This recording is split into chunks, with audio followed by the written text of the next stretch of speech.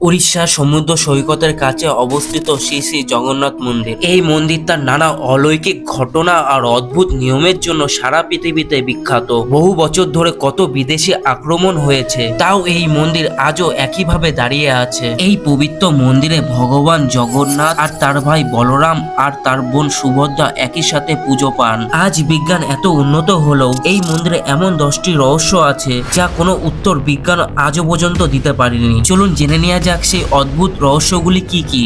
1 নম্বর রহস্য, মন্দিরের ধ্বজা বা পতাকা। সাধারণত হাওয়া যেদিকে চলে যে কোনো পতাকাও কিন্তু সেদিকে ওড়ে, কিন্তু এই মন্দিরের চূড়ায় থাকা যে পতাকাটা সবসময় বাতাসে উল্টো দিকে ওড়ে। আরো অবাক করা বিষয় হলো প্রতিদিন একজন পুরোহিত কোনো সুরক্ষায় ছাড়াই খালি হাতে খালি পায়ে এত উঁচুতে উঠে এই পতাকা বদল করেন। বলা হয় একদিন যদি এই পতাকা বদলানো বাদ যায় তবে মন্দির নাকি 18 বছর বন্ধ থাকবে।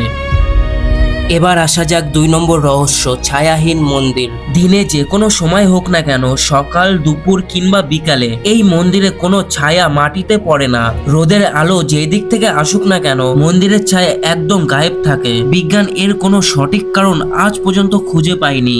3 নম্বর রহস্য, রান্নাঘর। জগন্নাথ মন্দিরের রান্নাঘর পৃথিবীর সবচেয়ে বড় রান্নাঘরগুলির মধ্যে একটি। এখানে প্রতিদিন হাজার হাজার মানুষের জন্য প্রসাদ রান্না করা হয়। রান্নার নিয়মটা কিন্তু খুবই অদ্ভুত।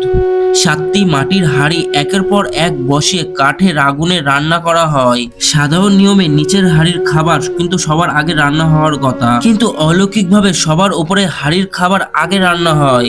তারপর একের পর এক নিচের হাঁড়িগুলির খাবার তৈরি হয়।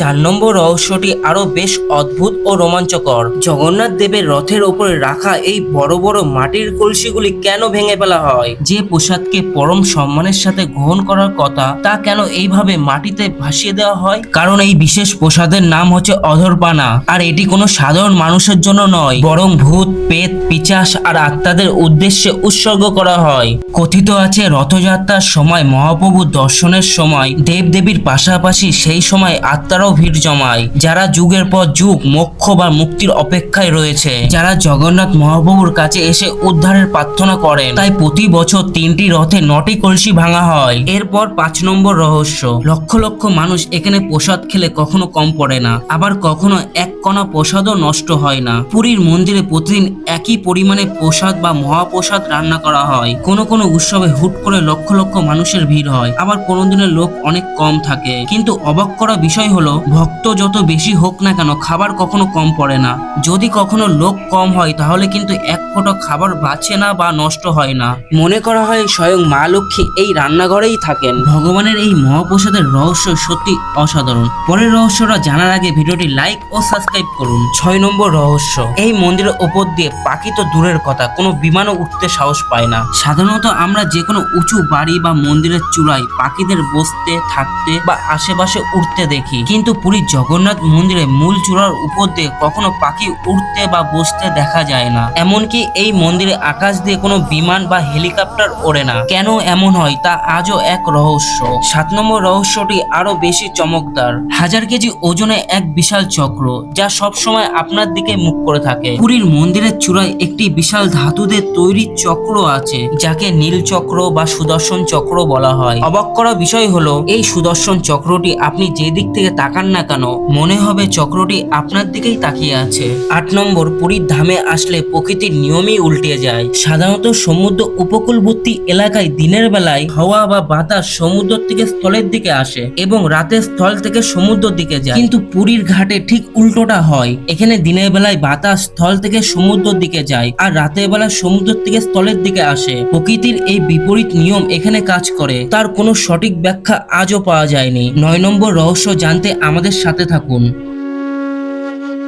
আজকের যুগে আধুনিক প্রযুক্তি যা তৈরি করতে পারে না তা বহু বছর আগে তৈরি হয়েছিল পুরীতে। পুরীর জগন্নাথ মন্দিরের দেয়ালে খোদাই করা নকশাগুলো এতটাই সূক্ষ্ম আর জটিল যে দেখার পরে চোখ ফেরানো যায় না। আজকের দিনে এত উন্নত প্রযুক্তি, কম্পিউটারের ডিজাইন আর দামি মেশিন দিয়ে এই শিল্প আজ পর্যন্ত হুবহু কপি বা নকল করা যাবে না।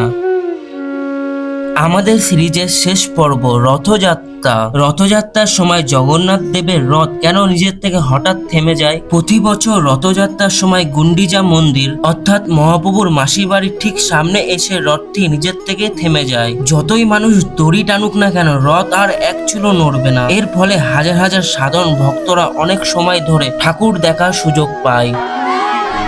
মনে করা হয় ভগবান নিজে ভক্তদের দর্শন দেওয়ার জন্য রথ থামিয়ে দেন।